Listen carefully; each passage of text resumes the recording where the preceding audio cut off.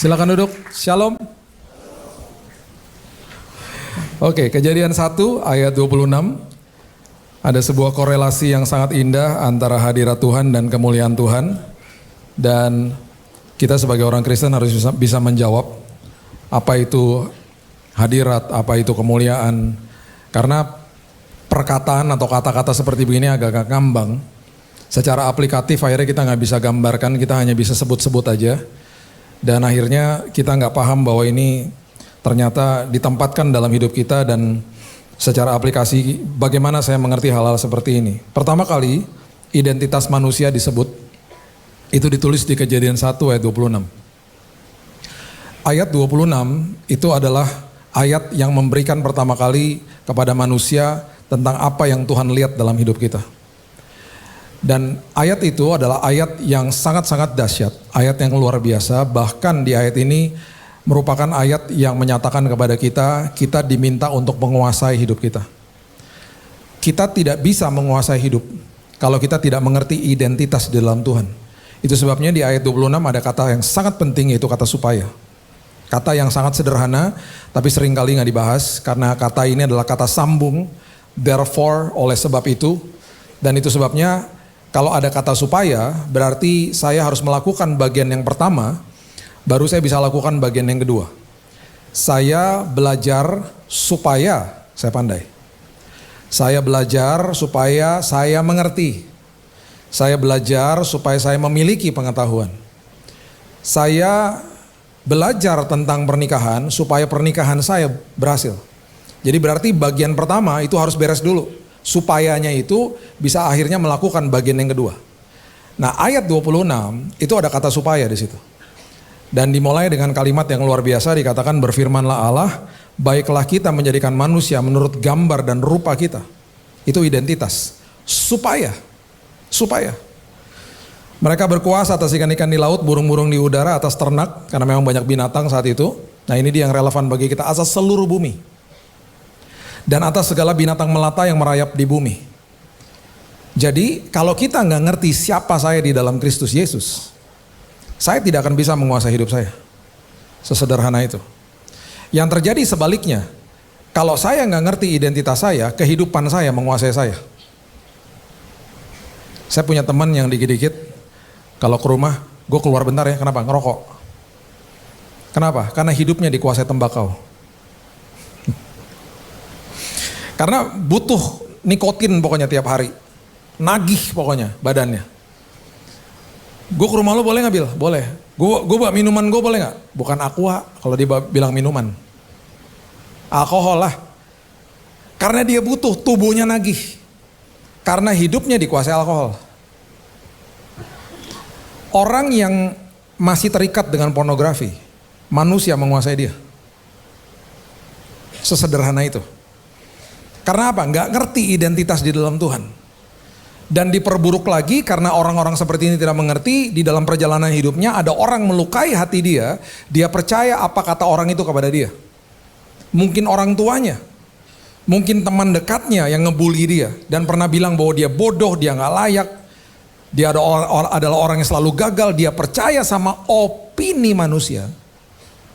Bukan pendapat atau persepsi daripada Tuhan atau apa yang Alkitab katakan tentang dia, bahwa dia adalah orang yang lebih daripada pemenang, dia segambar dan serupa, dia nggak paham soal itu.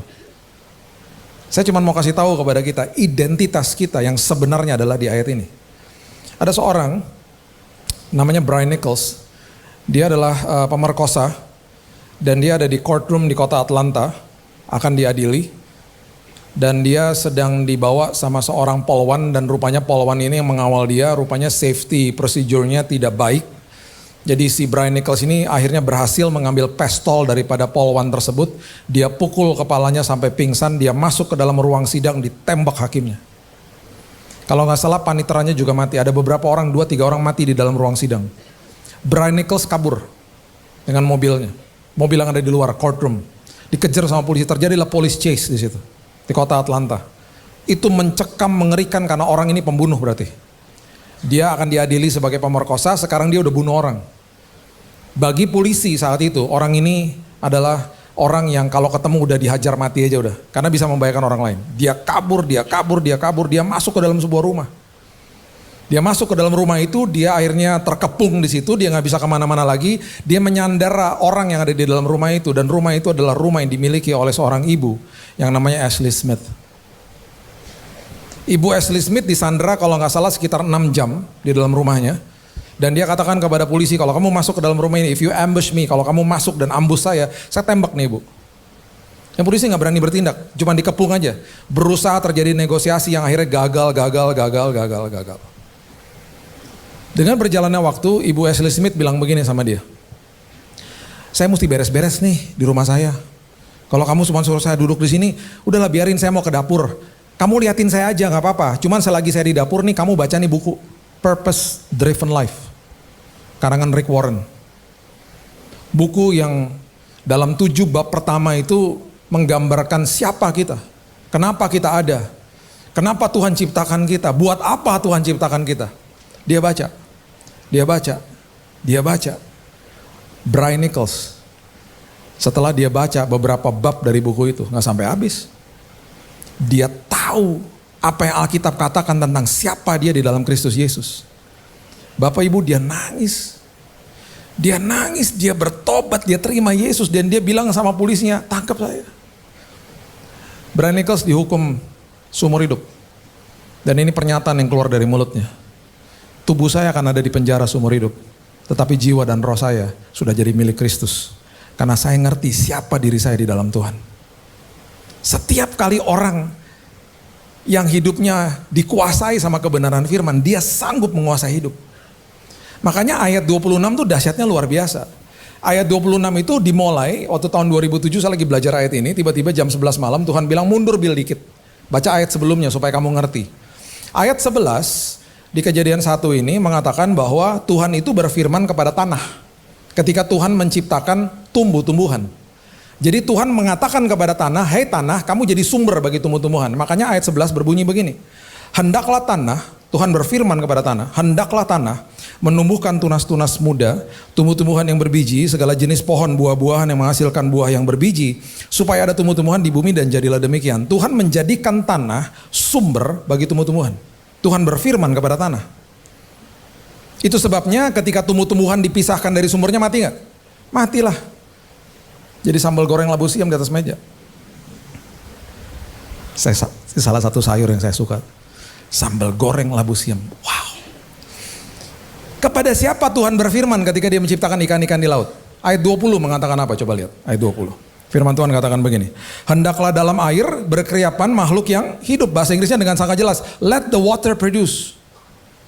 Tuhan berfirman kepada air, Tuhan katakan kepada air, hai air, keluarkan tuh binatang-binatang. Berarti sumber daripada ikan-ikan adalah air, karena Tuhan berfirman kepada air. Ikan dipisahkan dari sumbernya, ikan dipisahkan dari air, mati nggak? Mati. Jadi gurame bakar, jadi sushi.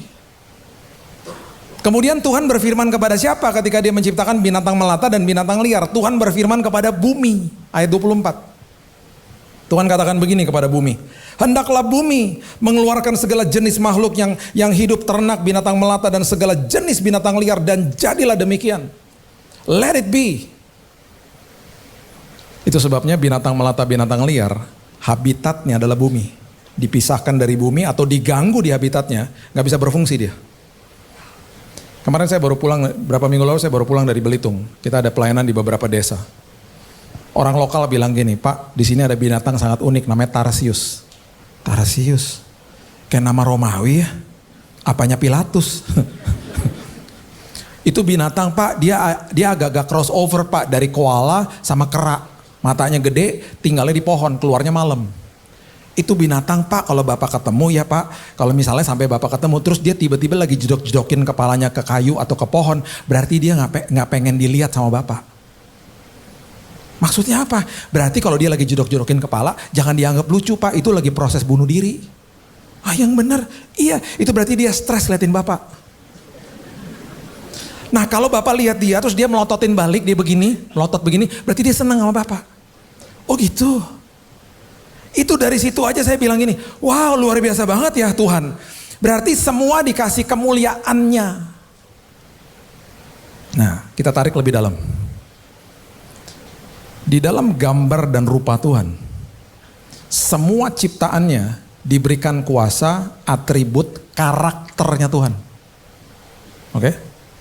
Di semua ciptaannya selain manusia, karakter, atribut, kehebatan, kuasa Tuhan ditempel di ciptaannya. Manusia, kuasa, karakter, atribut, kehebatan Tuhan ditaruh, bukan ditempel, ditaruh di dalam manusia. Makanya kita ciptaan agung. Nah masalahnya gini, ini masalahnya. Kita kalau lihat ciptaan Tuhan, harusnya kita sadar bahwa Tuhan ada. Harusnya. Karena semua kemuliaan Tuhan yang dinyatakan di atas ciptaannya dia atau di dalam ciptaannya dia itu menggambarkan Tuhan. Dan harusnya kalau orang lihat itu, orang lihat ciptaannya, orang akan langsung harusnya sadar Tuhan ada. Paham ya? Jadi kemuliaan Tuhan itu harusnya menggambarkan kehadiran Tuhan. Nah sekarang masalahnya begini, nih. Kita dari lahir udah lihat bintang, bulan sama matahari, kita udah biasa ngeliatin begituan. Mana ada di antara kita yang keluar terus kita ngeliatin, hebat ya matahari udah jutaan tahun, dia selalu memancarkan cahaya, kok gak ada talinya dia ngambangnya begitu ya. Mana ada yang mikir-mikir begitu, yang ada panas banget sini. Mana ada yang mikir-mikir ngeliatin bulan, hebat ya bulan ya kalau malam bersinar ya gitu. Ya mungkin adalah 1-2, cuman jarang, karena apa? Udah kebiasa. Terus kalau kita lihat orang lain, atau kita lihat diri kita, semua kita nih punya zona kekuatan masing-masing. Harusnya itu juga harusnya membuat kita sadar bahwa Tuhan tuh ada. Ada yang jago lawyer, ada yang jago pilot, ada yang jago di perbankan, ada yang jago jadi entrepreneur, ada yang jago musik, ada yang jago seni. Banyak banget Tuhan tempatkan satu-satu karakter keindahan dia di dalam semua manusia. Dikasih kepribadian beda-beda, kreativitas beda-beda, talenta beda-beda. Tapi itu juga kesaru. Kita kadang-kadang nggak bisa lihat juga. Kenapa? Karena orang yang bukan orang percaya juga hebat di luar sana. Gue kagak perlu kenal Tuhan juga gue kaya. Gue banyak duit sama kayak lu, lebih kaya daripada lu. Ya. Mau ngomong apa? Jadi kemuliaan Tuhan kesaru. Nah belum lagi terus diperburuk lagi sama orang Kristen yang gak ngerti tentang kehadiran Tuhan. Contoh, datang ke gereja. Gue kagak ngerti lagunya gak enak. Gue gak bisa rasa hadirat Tuhan tadi. Apalagi khotbah tuh pendeta agak-agak silo, gue kalau liatin dia. Lampu kalau nyala ada kepala, aduh silo kayak bohlam lampu. Udah gitu dia ngomong kejadian-kejadian, gue bingung gue gak rasa hadirat Tuhan. Tapi ada orang ngomong gini, gue gak ngerti lagunya, gue gak ngerti khotbahnya, tapi gue rasa hadirat Tuhan karena gue kejar hadirat Tuhan, gue pengen tahu dan gue ingin sekali ada dalam hadirat. Jadi sikap hatinya beda. Nah sekarang contohnya gini, kehadiran Tuhan sesekali menjamah emosi kita bisa nangis, kita bisa tersentuh. Kalau lagi emosinya gak tersentuh, bukannya berarti Tuhan gak ada. Tuhan tetap hadir, kehadiran Tuhan harus dinilai pakai iman. Bukan pakai perasaan. Jadi gak bisa cuman begini, gue rasa hadirat Tuhan, kenapa gue merinding? Jadi kalau gak merinding gak ada hadirat Tuhan, gimana sih? Gak gitu juga gitu loh. Nah sekarang pahami lebih dalam lagi. Kehadiran sama hadirat tuh beda. Saya bisa hadir di dalam sebuah pesta pernikahan kemarin. Terus saya ketemu sama teman saya besoknya, ngobrol. Lah lu kemarin di Hotel Mulia, gue juga. Lo kekawinan dia? Iya gue juga. Kok gak ketemu? Karena gede tempatnya. Sama-sama hadir loh. Di jam yang sama loh. Tapi kok gak ketemu? Sama-sama hadir tetapi tidak merasakan hadirat. Hadirat itu artinya countenance to countenance. Face to face. Ketemu. Iblis yang dia lakukan adalah dia akan memalingkan wajah kita kepada masalah. Dan keluarlah kata-kata bersungut-sungut dari mulut kita. Dia sedang buat apa? Dia sedang membuat anak Tuhan tidak sadar Tuhan ada dalam hidupnya. Karena ini janji Tuhan, tidak ada siapapun dan apapun yang sanggup memisahkan kasihku kepadamu, dan aku tempatkan Roh Kudus di dalammu yang tidak akan pernah sedetik pun meninggalkanmu. Gak akan. Cuman kita gak sadar dia ada karena kita lihat masalah dan kita terkesima sama masalah. Makanya ada kuasa di balik ucapan syukur. Orang yang lagi ngucap syukur, walaupun ada masalah, dia lagi ngelihat sebenarnya, dia lagi ngelihat Tuhan. Dia lagi ngomong gini, makasih ya Tuhan, walaupun ada masalah, aku sadar Engkau ada dalam hidupku. Itu ucapan syukur. Makanya ucapan syukur di dalam kehidupan orang percaya, itu menyadarkan dia bahwa Tuhan hadir. Oke, tarik lagi lebih dalam. Seperti tadi, benda-benda di langit, binatang, semua menyatakan kemuliaan Tuhan. Biasalah, manusia juga kadang-kadang gak bisa lihat soal hal itu. Sesama manusia juga dengan talentanya, sama juga orang yang gak percaya juga hebat-hebat banyak. Satu-satunya cara, momen di mana dunia bisa lihat Tuhan, itu adalah ketika anak Tuhan melewati badai. Karena di Matius 7, itu di situ ada 2 rumah dan dua-duanya kelihatannya pasti bagus-bagus aja. Rumah kalau dilihat, kelihatan fondasinya enggak? Ya enggak lah.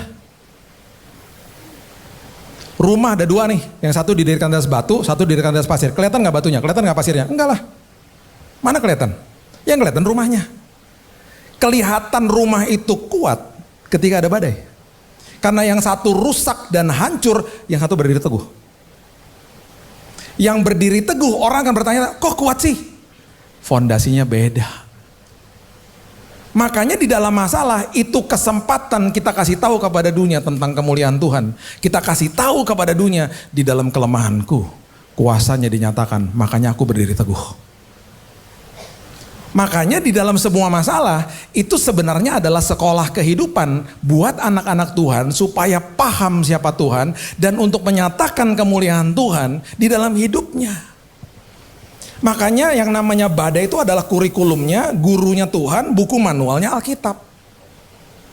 Masalahnya ya, kita seringkali ketika masuk ke dalam sekolah kehidupan, kita nggak mau selesaikan sekolahnya karena kita nggak suka sama pelajarannya. Aduh berat amat sih, saya nggak suka gitu. Kemarin saya ngisi di Rohani Kristen SMA 1 Budi Utomo SMA Negeri 1. Saya dulu alumni di situ. Gak boleh tahu tahunnya, ntar tua banget nih Pak Billy ya gitu. Saya kesana terus saya ke belakang. Saya kasih tau teman saya Yosi, saya bilang ini, tuh tempat dulu tuh gue kabur dari situ tuh. Ada tembok yang saya pernah loncatin kabur dari kelas karena gak suka kelasnya. Perhatikan apa yang terjadi. Ketika murid-murid Yesus bilang begini, saya gak mau kelasnya selesaikan, berhentikan kelasnya Tuhan. Markus pasal yang keempat ayat 35, coba lihat. Markus 4 ayat 35. Pada hari itu waktu hari sudah petang, Yesus berkata kepada mereka, marilah kita bertolak ke seberang. Oke? Kalau Yesus yang ngomong bertolak ke seberang, udah pasti mereka sampai ke seberang. Karena Yesus yang ngomong, Yesus yang suruh. Kalau saya yang suruh, saya gak bisa kasih jaminan. Kalau Yesus yang suruh, udah pasti sampai ke seberang. Pertanyaan saya, Yesus tahu gak akan ada badai? Jelas dia tahu. Dia tahu gak dia akan tidur? Jelas dia tahu. Makanya dia berfirman, firmannya memproteksi sebenarnya perjalanan mereka. Marilah kita bertolak ke seberang, itu artinya kita pasti sampai ke seberang dengan selamat. Mereka meninggalkan orang banyak lalu bertolak membawa Yesus beserta dengan mereka dalam perahu di mana Yesus telah duduk. Perahu-perahu lain juga menyertai dia. Lalu mengamuklah taufan yang sangat dahsyat, ombak menyembur masuk ke dalam perahu sehingga perahu penuh dengan air. Harusnya jangan dibangunin Yesusnya. Karena ini sekolah kehidupan, ini perjalanannya, ini kelasnya. Mereka gak suka sama kelasnya, mereka gak suka sama pelajarannya. Makanya di ayat itu, di ayat 38, pada waktu itu Yesus sedang tidur di buritan di sebuah tilam, gurunya. Murid-muridnya membangunkan dia dan berkata kepadanya, Guru, engkau tidak peduli kalau kita binasa. Dengan kata lain, kalau saya bisa tambahkan, Guru, susah amat sih pelajarannya. Stop aja. Kami gak mau lanjutin pelajarannya. Kelasnya stop aja please. Yesus bangun. Dengan kasih karunia-Nya, dia granted their permintaan mereka. Dia bilang begini sama angin dan danau itu. Diam, tenanglah, angin reda, danau menjadi teduh sekali, izinkan saya tambahkan atas permintaan murid-muridnya. Ayat berikutnya adalah ayat yang menyatakan apakah dia setuju dengan permintaan murid-muridnya atau tidak. Itu ada di ayat berikutnya. Kalau dia setuju sama permintaan mereka, ayat berikutnya akan berbunyi begini. Makasih ya guys sudah bangunin saya, hampir kita mati bareng. Dia ngomong gitu gak? Enggak. Dia gak ngomong gitu, dia gak pernah ngomong gitu. Dia ngomong gini, dia marah malah. Kenapa sih kamu begitu takut? Terus kalimat berikutnya apa dia ngomong apa? Kenapa kamu tidak percaya? Kenapa kelasnya diberhentikan?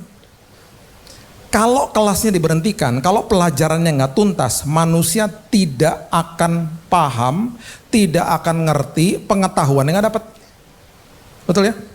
Makanya ayat yang berikutnya, ayat 41 mengatakan begini, mereka menjadi sangat takut. Udah takut, makin takut. Karena pelajarannya nggak selesai. Dan berkata seorang kepada yang lain, siapa gerangan orang ini sehingga angin dan danau pun taat kepadanya. Mereka nggak paham dan mereka bertanya, siapa dia? Karena kelasnya di stop. Coba lihat, ada satu kelas yang dimana murid-muridnya tidak meminta untuk diberhentikan. Matius 14 ayatnya yang ke-22 mengatakan begini. Matius 14 ayat 22. Sesudah itu Yesus segera memerintahkan murid-muridnya naik ke perahu dan mendahulunya ke seberang. Sementara itu ia menyuruh orang banyak pulang. Yesus juga yang suruh. Dia nggak naik ke perahu tapi dia yang suruh. Firman-Nya udah mengatakan kamu pergi ke seberang. Udah pasti sampai karena dia yang suruh. Apapun yang keluar dari mulutnya kejadian pasti karena firman-Nya. Setelah orang banyak disuruhnya pulang, Yesus naik ke atas bukit untuk berdoa seorang diri. Ketika hari sudah mulai malam, ia sendirian di situ. Perahu murid-muridnya sudah beberapa mil jauhnya dari pantai, diombang-ambingkan gelombang karena angin sakal. Kira-kira jam 3 malam datanglah Yesus kepada mereka berjalan di atas air. Ini kalau kita lihat kronologisnya, dari jam mereka masuk ke dalam perahu sampai jam 3 itu kira-kira more or less about 6 jam. Alkitab tidak mendokumentasikan gelombangnya seperti apa, besar kecil, mengerikan dan tidak mengerikan. Kita nggak tahu. Yang penting ada gelombang aja. Ada badai aja di situ. Selama hampir 6 jam. Tiba-tiba Yesus berjalan di atas gelombang gelora badai kehidupan mereka. Dan mereka akan lihat, wow, Tuhan saya berjalan mengatasi badai. Mujizat mulai terjadi. Ketika murid-muridnya melihat dia berjalan di atas air, mereka terkejut dan berseru, itu hantu, lalu berteriak-teriak karena takut. Pelajaran pertama, takut. Mereka tidak pernah Alkitab mendokumentasikan di peristiwa ini. Tidak ada satupun permintaan mereka untuk minta untuk kelasnya diberhentikan.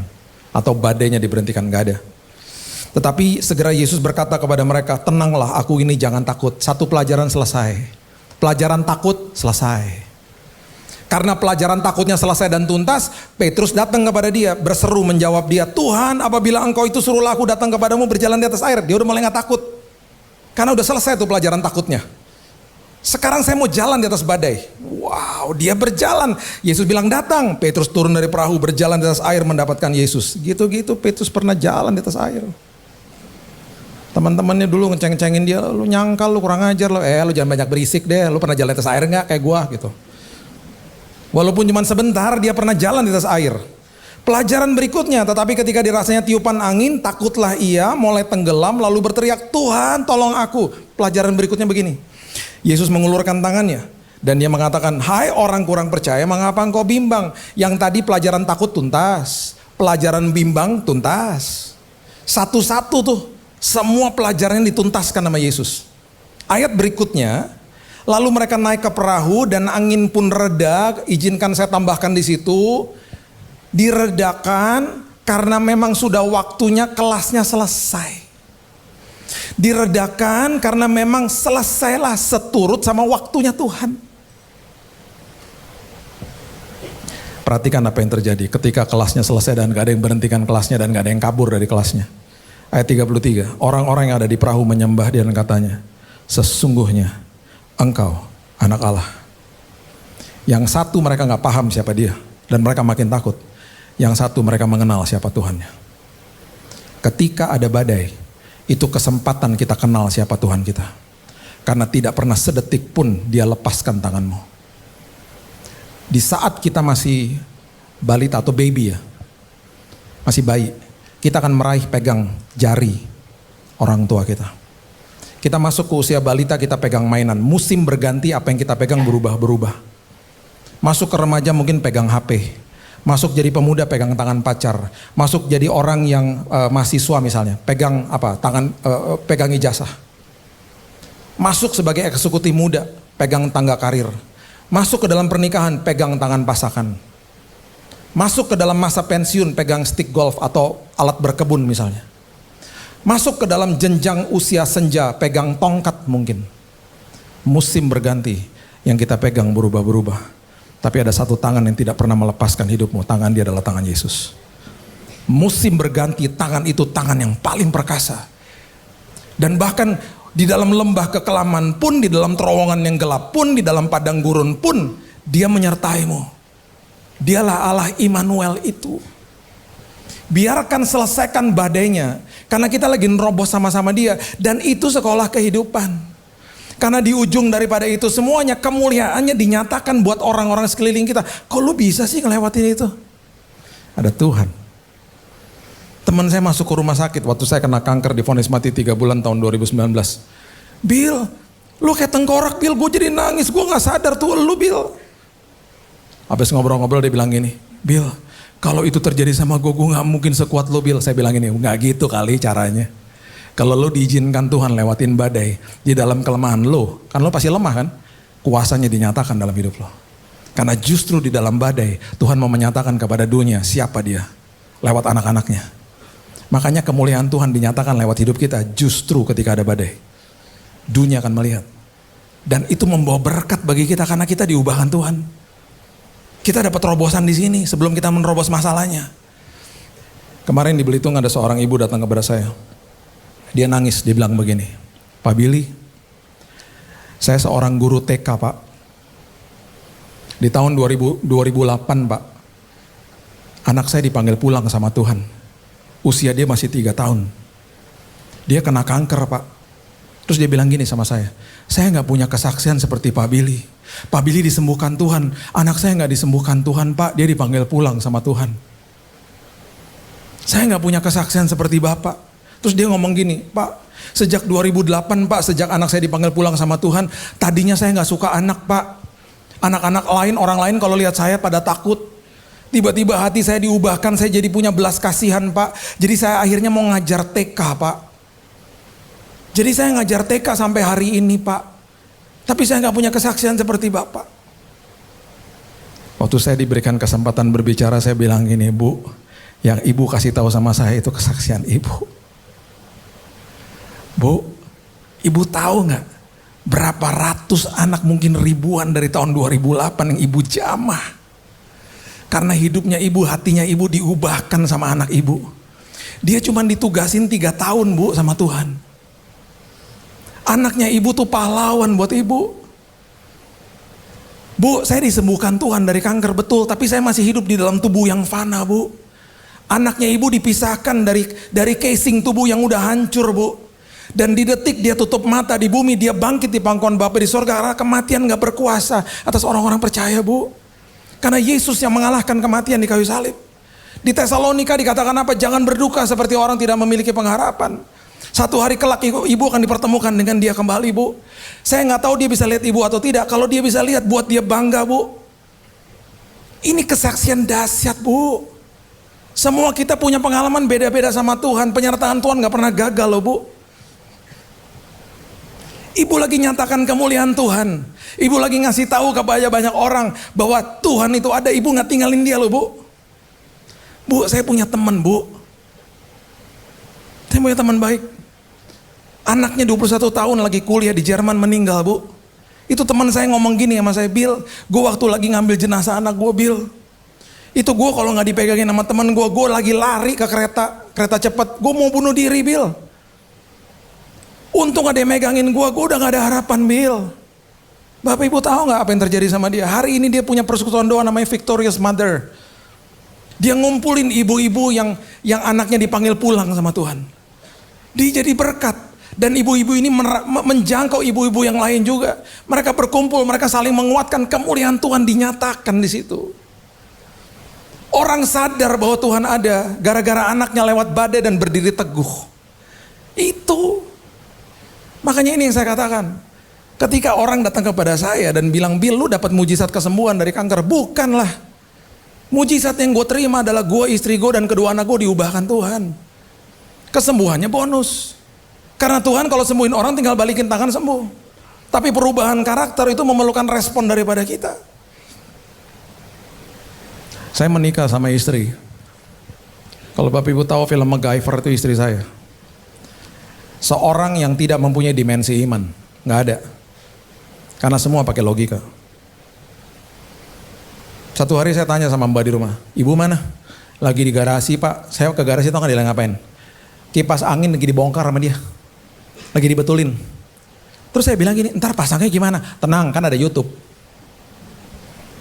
Betul tuh kipas anginnya.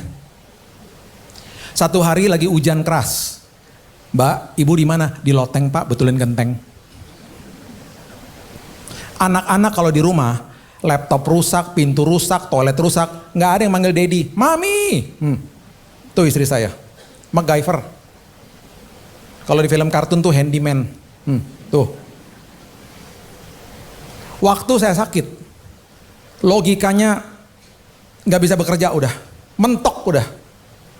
Saya nggak pernah lihat dia nangis, meraung-raung di samping saya di kamar saya, di rumah sakit, menjerit kepada Tuhan.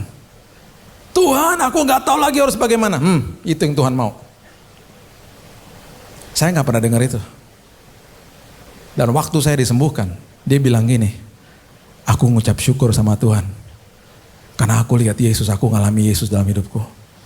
Aku punya dimensi iman yang baru, diubahkan Tuhan dia. Itu mujizat terbesar yang terjadi.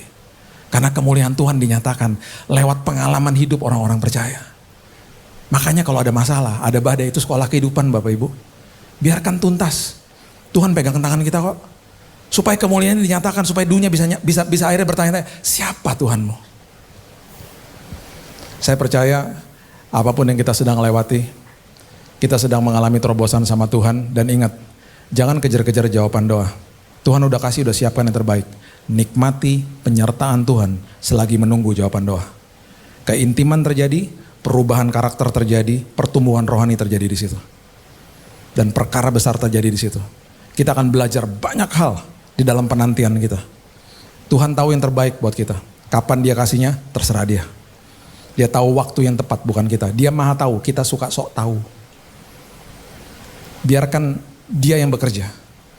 Karena dia maha tahu, maha kuasa, maha hadir. Amin.